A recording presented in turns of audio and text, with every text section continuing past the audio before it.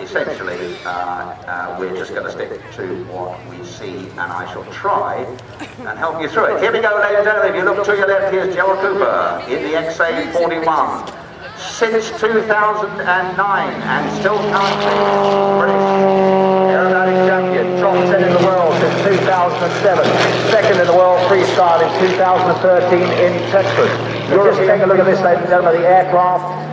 Very powerful spoke system that is custom built into the aircraft. I'll try and tell you some of the technical aspects of the aircraft as well as just look at that roll rate. Over 400 degrees a second, rolling and turning at the same time. That's a real brain scrambler. Immense power to weight ratio, almost 1-to-1. If you see him doing what he calls his helicopter, pulls up on takeoff. And there he is, inverted and climbing. That's a negative snap roll on the top of the climb onto the down vertical. So this is a presentation of a freestyle as opposed to unlimited competition. Fully carbon fiber, air cooled, big piston engine, special composite propeller. The cockpit is ergonomically designed for the pilot. The fuel tank is in a position away from the cockpit for added safety. Again, you've just got to sort of look at this and imagine that there's actually a pilot in there. It's not just a model flying. Absolutely amazing. And quiet too when you consider Melvin. Absolutely, because you mentioned model flying. A lot of these guys are now pioneering moves with models, so they can work out what is possible with the aircraft. Because if you can do it with a model, you can now do it with a full-size aeroplane. Flying sideways and rolling at the same time. Just putting a couple of fingers up to say, this aeroplane will do absolutely anything I want it to do, and it certainly does. Single seat, fixed undercarriage, immensely strong, plus 12 and minus 12. The pilot, I can guarantee you, will break before the aircraft. You can see from the smoke there, he's going at quite a rate sideways as well. Turning in on the V-axis. This is a fully plug-and-play aircraft. It's got a 700 nautical mile range, so you can do a display like this, and you could virtually fly to the south of Spain and do another display before having to refuel. So incredibly efficient track wearing. Now, he's going to do a torque roll. I think he's rolling in the vertical. No, he decides not to.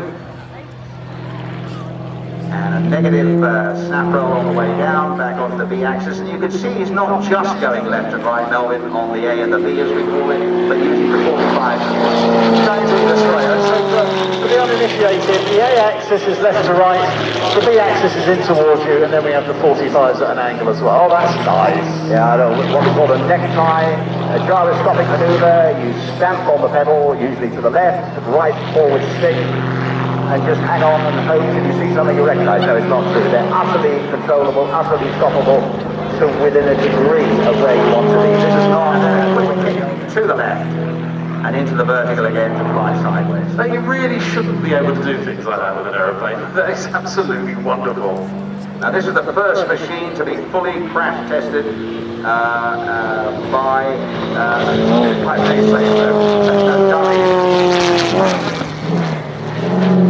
You can hear him gunning the throttle there, up in the vertical, that three-bladed drop, just literally hanging in the air, a 0-0 power-to-weight ratio.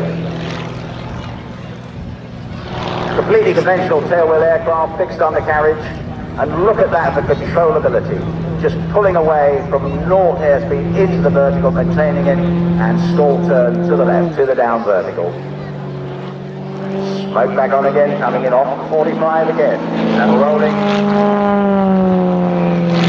A little bit of a rolling circle, a great scrambler, and sometimes he does inside-outside rolling circles where you're rolling one way, and yes, believe it or not, it's turning the other, tail slide. It's going to be a canopy up. It is canopy up tail slide. And you see how she tucks under, a little flick on the stick there, gets him back rotating. Wonderful mastery. I mean, totally, you can see there's no rush here. It's all contained.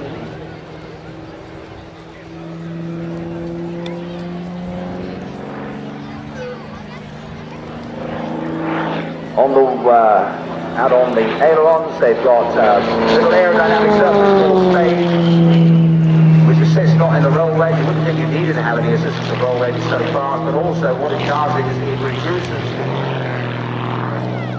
Fascinating. That little cut of the throttle. I just stopped the fact that he just what he was going to do there, but he just stopped dead. Stopped dead in the stall turn, then didn't push the stick forward.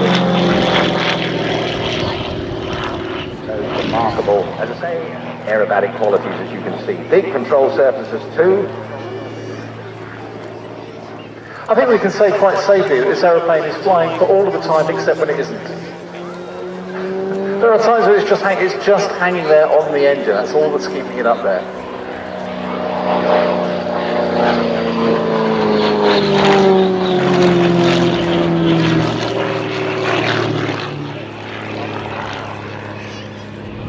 Coming in from the left now.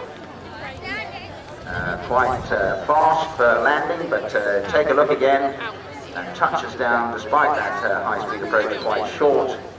There we are, ladies and gentlemen, wonderful display of world-class freestyle unlimited aerobatics from the present national champion in the UK of unlimited aerobatics, as well as being fourth in the world. And my little tip from the top here is that, and it's been a long time coming, we will have gold. Britain will get gold at the next World Aerobatic Championships in South Africa in 2017. Gerald's only fourth from the top now. That's, yes, absolutely fantastic. So that was Gerald Cooper with an absolutely fantastic display. The reason that Brendan majored on that one was I was sitting here with my mouth wide open just going, what?